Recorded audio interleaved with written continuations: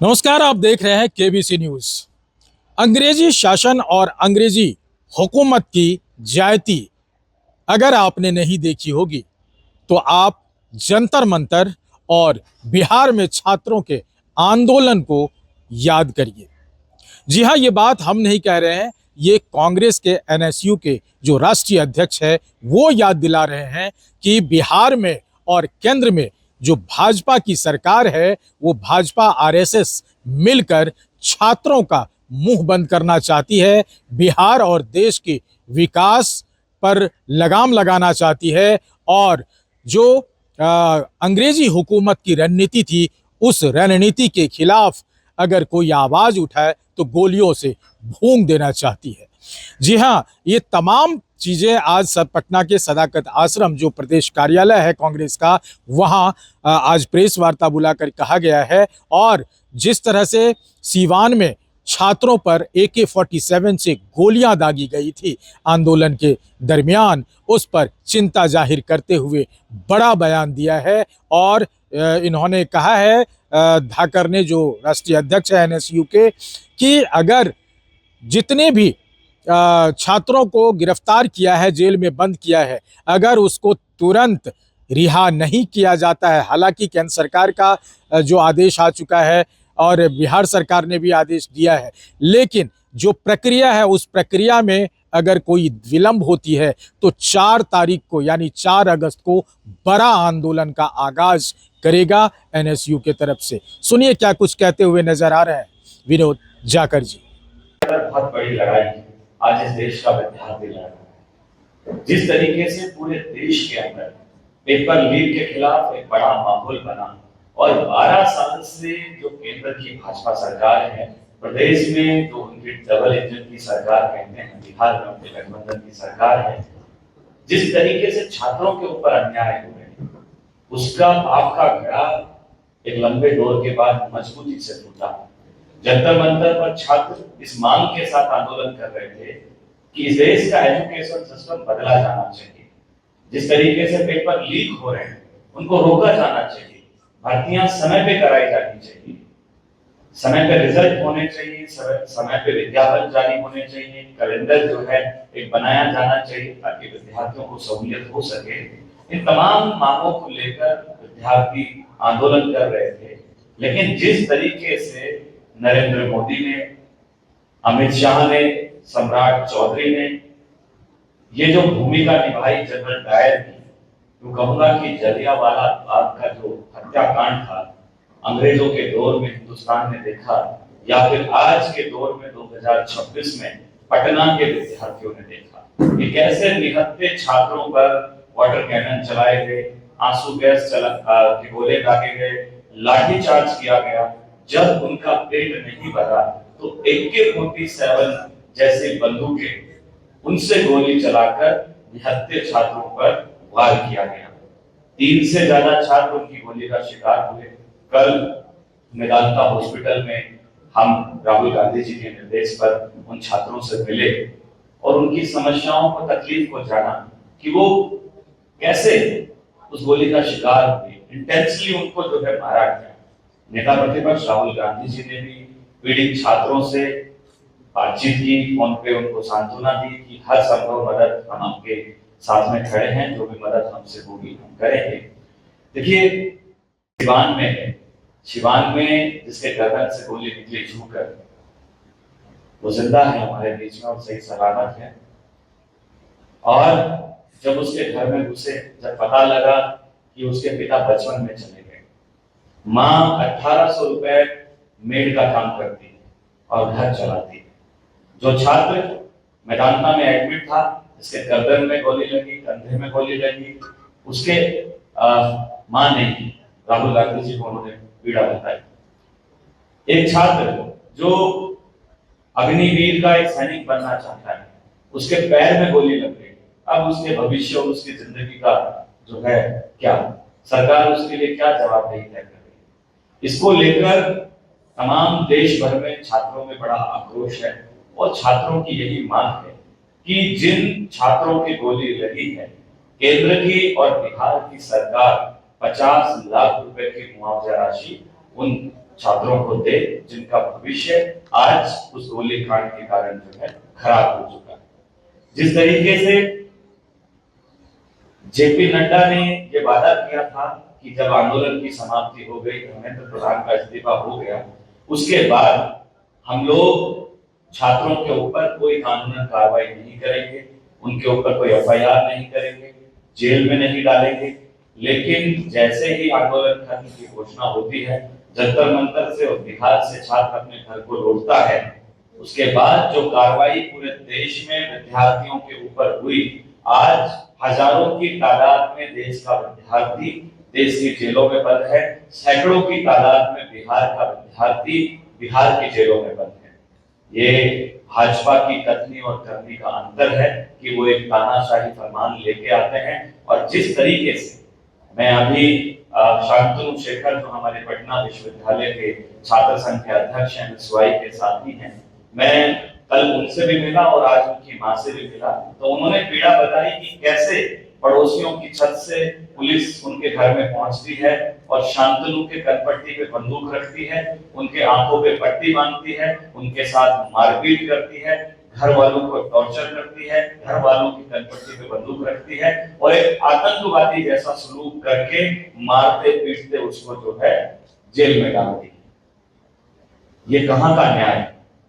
JP Nadda अपनी बात पे अमल नहीं कर पाए, सम्राट चौधरी अपनी बात पे अमल नहीं कर पाए, उन्होंने इन 79 छात्रों को जेल में डलवाया, उन पे एफआईआर की, उनको पिटवाया और ये चुनौती दी कि भविष्य में कोई भी सरकार की विफल और गलत नीतियों के खिलाफ कोई बोलेगा तो उसका हश्र ऐसा ही होगा।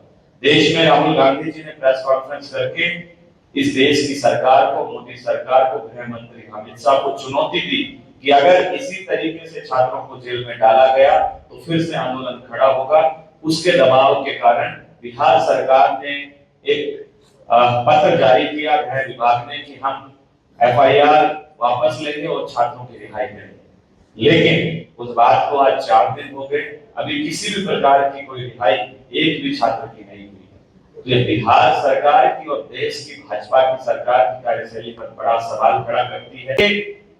कार्यकर्ता जो ये कहते हैं कि अगर जंतर मंतर पर मुझे परमिशन मिली होती या मुझे मौका मिला होता तो मैं कर्फ्यू लगाकर इन निहत्थे छात्रों पर गोली चला देता। तो इस पे भी आरएसएस को जवाब देना चाहिए कि आरएसएस का क्या ऑफिशियल बयान है। इनसे इनकी मानसिकता समझ में आती है कि भाजपा आरएसएस किस तरीके से इस देश के विद्यार्थियों को समझता है और उनके प्रति क्या भावना है। जो भी सरकार की विफल नीतियों के खिलाफ बोलता है तो उसको AK-47 से या इस तरीके की बयानबाजियों से कुचलने का काम किया जाएगा। जिस तरीके से पटना के जेलों के अंदर छात्र बंद हैं, कल हम लोग जब उन छात्रों से मिलके आए तो बाहर देखा कि कैसे उनके पीड़ित माँ बाप खड़े हैं, बिलख रहे हैं, रो रहे हैं, उनकी सुनने वाला कोई नहीं है। क्या भाजपा सरकार उन परिवारों की भरपाई कर पाएगी जिस तरीके से उनके बच्चों के साथ आतंकवादी जैसा सलूक किया गया? हम एनएसयूआई के कार्यकर्ता उन विद्यार्थियों के साथ में खड़े हैं और इस देश की भाजपा सरकार को चुनौती देते हुए कहते हैं, अगर आपने अपने कहे हुए वादे को पूरा नहीं किया और तुरंत प्रभाव से छात्रों की रिहाई नहीं की तो हम देश भर में आंदोलन कर रहे हैं और तेज उग्र आंदोलन आपके खिलाफ किया जाएगा। और जिस तरीके से बिहार के अंदर एक के बाद एक पेपर लीक हो रहा है, चाहे वो बीपीएससी का पेपर हो, चाहे वो एईडीओ का पेपर हो, चाहे वो एसएससी का पेपर हो, तमाम पेपर जितने भी बिहार में हुए हैं सबके सब पेपर लीक हुए हैं। उन पेपरों की चोरी की गई है और कहीं ना कहीं उन पेपर लीक के पीछे भाजपा आरएसएस के लोगों का जो है हाथ होना सामने आया है। तो सरकार जो है उनको बचाने का प्रयास भी कर रही है। इसको लेकर बिहार का छात्र बिहार के शिक्षा मंत्री और मुख्यमंत्री का जो है इस्तीफे की मांग करता है, क्योंकि ना तो बिहार सरकार रोजगार नौजवानों को दे पा रही है, ना सही तरीके से पेपर कंडक्ट करा पा रही है, ना ही आज लॉ एंड ऑर्डर इस प्रदेश के अंदर बचा है, ना ही डेमोक्रेसी बची है। जिस तरीके से शैक्षणिक संस्थाओं को कमजोर करने का काम किया जा रहा है, सरकारी शैक्षणिक संस्थाओं को ध्वस्त करने का काम किया जा रहा है और शिक्षा का निजीकरण किया जा रहा है, इससे भाजपा की ये रीति नीति समझ में आ गई कि वो विद्यार्थियों को धर्म, जाति, संप्रदाय में फंसाकर केवल और केवल उनके झूठे सपने दिखाकर उनका वोट लूटने का काम कर रही है। बिहार सरकार शिक्षा हो, रोजगार हो, स्वास्थ्य हो, चाहे लॉ एंड ऑर्डर हो, उसमें पूरी तरीके से विफल है। बिहार के छात्रों पे जिस तरीके से लाठीचार्ज हुआ, ये इस देश के विद्यार्थियों ने देखा, इस प्रदेश के विद्यार्थियों ने देखा। प्रदेश के अंदर, बिहार के अंदर एनएसयूआई 4 तारीख को बड़ा आंदोलन करने जा रही है, चाहे वो TRE लेवल 4 का एग्जाम हो। जिस तरीके से अभी तक भाषणबाजियों के अलावा जमीन पे इस भर्ती की कोई भी बातचीत नहीं हुई है, ना कोई विज्ञप्ति, ना कोई विज्ञापन, ना कोई सरकारी आदेश अभी तक जारी नहीं किया गया है। तो हम TRE4 के विद्यार्थियों को कहना चाहते हैं, हम आपके साथ में खड़े हैं, चाहे आपकी विज्ञप्ति जारी करवाना हो, चाहे रिजल्ट समय पे निकलवाना हो, चाहे भर्तियां निकलवाना हो, चाहे बेरोजगारों को रोजगार दिलाने का काम करना हो, चाहे पेपर लीक के खिलाफ लड़ना हो। 4 तारीख को हम लोग जो है पटना के अंदर बड़ा आंदोलन एनएसयूआई के नेतृत्व में करने जा रहे हैं। हमारे साथी सूरज और हमारे साथी जो जेल में बंद है शांतनु शेखर जी, उनके नेतृत्व में हम लोग पटना में करने जा रहे हैं और इसका उद्देश्य यही है कि जो बिहार की बदहाल शिक्षा व्यवस्था है उसको बदला जाए, जो बिहार में पेपर लीक हो रहे हैं उनको रोका जाए, जिन छात्रों के ऊपर मुकदमे दर्ज किए गए हैं, जिनके साथ गुंडों, मवालियों, आतंकवादियों जैसा सुलूक किया गया है, उनको तुरंत प्रभाव से रिहा किया जाए, पेपर लीक रोका जाए। जो आज सरकारी संस्थाएं हैं उनका ध्वस्तीकरण भाजपा की सरकार ने किया है, उनको रोका जाए और जिस तरीके से आज शिक्षा का निजीकरण बढ़ रहा है उसको बंद किया जाए। तमाम मांगों को लेकर जो है एनएसयूआई प्रदेश में पटना में आंदोलन करने जा रही है और हम लोग विद्यार्थियों के साथ में खड़े हैं। नेता प्रतिपक्ष राहुल गांधी जी ने भी आपको ये आश्वस्त किया है कि वो हर तरीके से आपकी लड़ाई को जो है, चाहे सड़क हो, चाहे संसद हो, हर तरीके से लड़ने के लिए वो आपके साथ में है।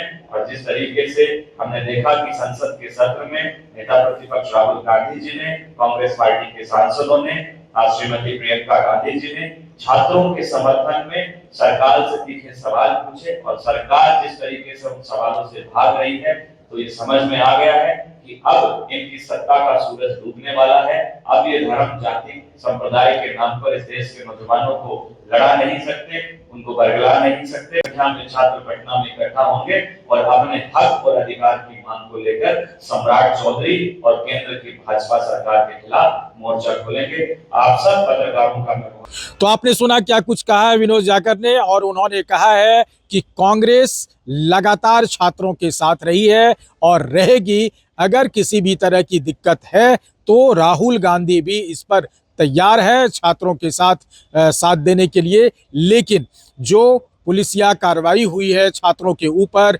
ये बहुत गलत है और ये अंग्रेजी हुकूमत की याद दिलाती है, जलियांवाला बाग की याद दिलाती है। इन तरह की गतिविधियों का घोर निंदा करते हैं और उन्होंने भाजपा सरकार पर आरोप लगाते हुए कहा कि पूरे देश को की जो छात्र हैं या पूरे देश का जो एजुकेशन सिस्टम है उसको बर्बाद करके रख दिया है और उसके विरुद्ध कोई आवाज़ उठाता है तो उसे गोलियां खानी पड़ती है।